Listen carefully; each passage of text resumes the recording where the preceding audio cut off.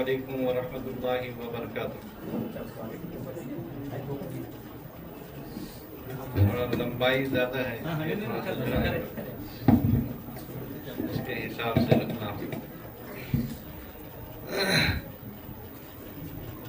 الحمدللہ رب العالمین والعاقبۃ للمتقین والصلاة والسلام علی سید المرسلین وعلی آلہ واصحابہ اجمعین، اما بعد۔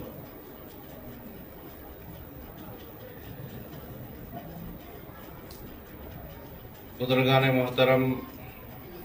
حضرات علماء کرام، عزیزو، آج ہم سب جس عظیم شخصیت کی تعزیت کے لیے یہاں جمع ہوئے، اس کے تعلق سے کچھ کہنا، لب کشائی کرنا، یہ سمجھیے کہ ان کی شان میں تو اضافہ نہیں ہوگا، بلکہ ہم لوگوں کی صلاحیت و قابلیت کا اظہار ہوگا۔ چونکہ بعض ہندوستان کی شخصیتیں ایسی ہیں اور ایسی گزری ہیں کہ جو پوری دنیا میں عالم اسلام میں جن کا دھوم مچا ہے، اور جنہوں نے اپنی تقریر و تحریر کے ذریعے سے یہ قائل کروایا کہ ہندوستان جس کو آپ عجمی کہتے ہیں اور جس کو گونگا سمجھتے ہیں، ان کی زبان اتنی سلاست کے ساتھ چلتی ہے کہ اہل عرب بھی جن کو اپنے طلعت لسانی پر فخر ہے، وہ بھی سوچنے پر مجبور ہو جاتے ہیں۔ انہی میں سے حضرت مولانا سید سلمان ندوی الحسنی رحمۃ اللہ علیہ۔ میں نے حضرت رحمۃ اللہ علیہ کو جب میں دارالعلوم دیوبند میں پڑھ رہا تھا تو اس وقت ملی کارواں چلا تھا، اور جس کے قیادت حضرت قاضی مجاہد الاسلام صاحب رحمۃ اللہ علیہ فرما رہے تھے۔ اس کا ایک پروگرام دارالعلوم وقت دیوبند میں بھی منعقد ہوا تھا، لیکن دارالعلوم دیوبند کے اندر چھٹی ایسے وقت میں ہوئی، بلکہ عصر کے وقت میں ہوئی، تو پہنچتے پہنچتے اس پروگرام کا آخری حصہ تھا، اور جس میں حضرت مولانا سید سلمان ندوی صاحب رحمۃ اللہ علیہ کی گفتگو ہو رہی تھی۔ تو پہلی تقریر، ان کے انداز، ان کے گفتگو میں نے تھوڑی دیر سنی۔ پہلے سے چرچے سنتے تھے کہ دارالعلوم دیوبند میں حضرت مولانا خالد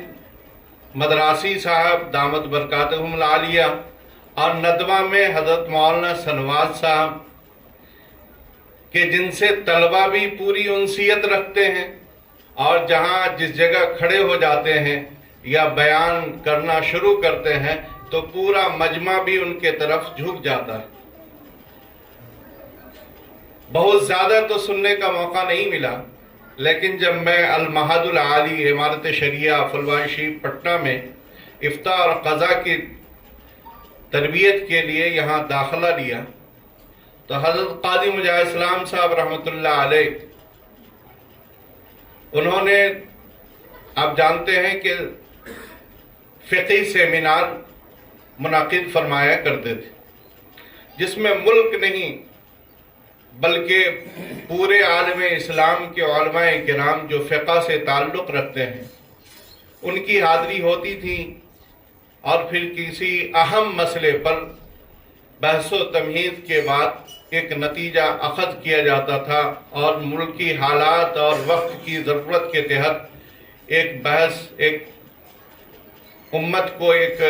سمجھے کہ راستہ دکھایا جاتا۔ وہ فقہی سیمینار اتفاق سے رمضان کے بعد اور بقرعید بعد یعنی عید الاضحیٰ کے بعد جو ہے نا یہ فقہی سیمینار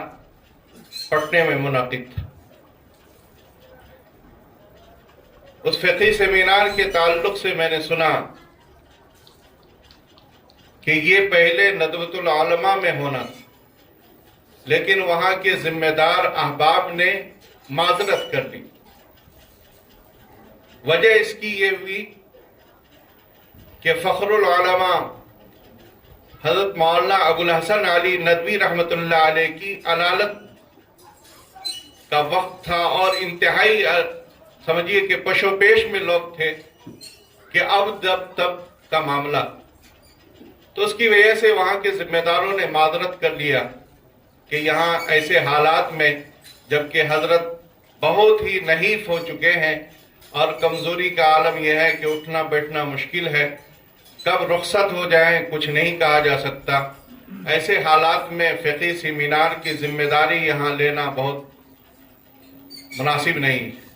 تو حضرت قاضی صاحب رحمۃ اللہ علیہ نے اس سیمینار کو پٹنہ منتقل کروایا، اور قاضی صاحب رحمۃ اللہ علیہ عالمی شخصیت، ان کا کیا کہنا،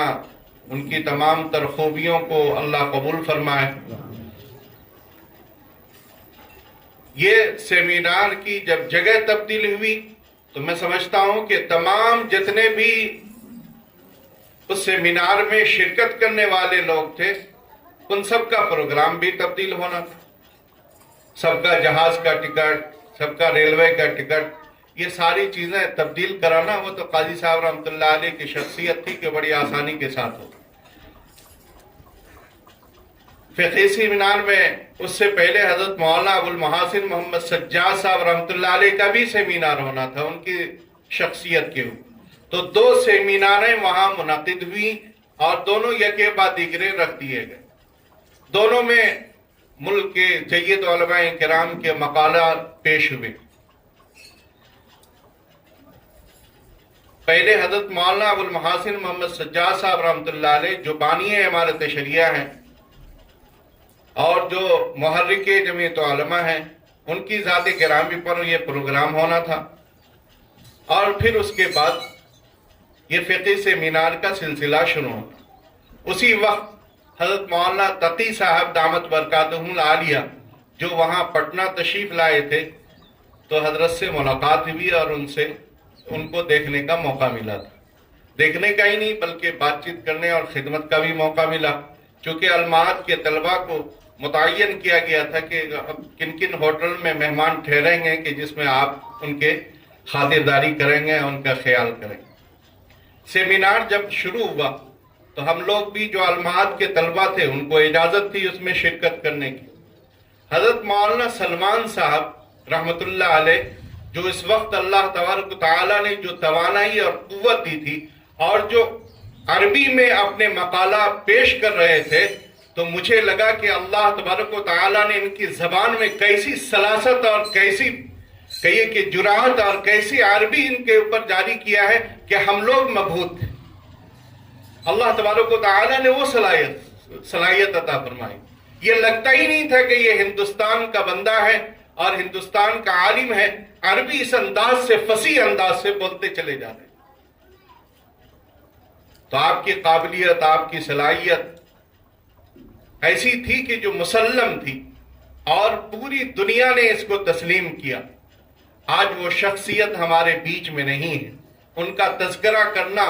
در حقیقت اپنے آپ کو اس میں شامل کرنا ہے کہ جس کے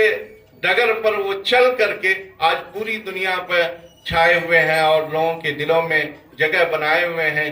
حضرت رحمت اللہ علیہ، حضرت مولانا سلمان صاحب رحمت اللہ علیہ، ان کا تعلق تو اس انداز سے تھا کہ وہ جہاں ندوہ کے استاذ تھے وہاں علماء دیوبند کے گرویدہ تھے۔ ان کے والد محترم کے بارے میں آتا ہے کہ والد محترم جو ان کے تھے وہ مظفر نگر کے رہنے والے، اور حضرت مولانا مفتی حضرت مولانا قاری عثمان صاحب ان کے خاندان سے، سید خاندان سے، اس لیے فرمائیں کہ حضرت مولانا قاری عثمان صاحب کے وصال کے موقع پر فرمائیں کہ یہ میرے چچا تھے، سادات خاندان سے تعلق رکھنے والے، اور اس خاندان سے تعلق رکھنے والے ان کے والد محترم جو حضرت شیخ الحدیث حضرت مولانا زکریا صاحب رحمۃ اللہ علیہ کے شاگرد اور بلکہ ان کے مرید، تو اس انداز سے دارالعلوم اور ندوے کا اجتماع ان کے اندر تھا کہ جس کی وجہ سے کہیے کہ دونوں، چاہے ندوہ سے تعلیم حاصل کرنے والے طلبہ ہوں، یہ دارالعلوم دیوبند سے، یہ مدارالعلوم سے حاصل کرنے والے ہوں، سبوں کی نگاہ میں یہ بڑی قدر و منزلت کی کے اعتبار سے دیکھے جاتے تھے۔ اللہ تعالیٰ نے آج ان کا سایہ ہم سروں پر سے، ہم جیسے عزیزوں اور چھوٹوں پر سے اللہ نے اٹھایا ہے۔ اللہ سے دعا فرمائیں کہ اللہ تبارک و تعالیٰ ان کے درجات کو بلند فرمائے، جو نیکیاں ہیں اللہ قبول فرمائے، اور جو سیئات اور غلطیاں جو فطری انسانی تقاضے کے مطابق ہوتے ہیں اللہ ان سب کو معاف فرمائے اور جنت الفردوس میں جگہ نصیب فرمائے۔ واخر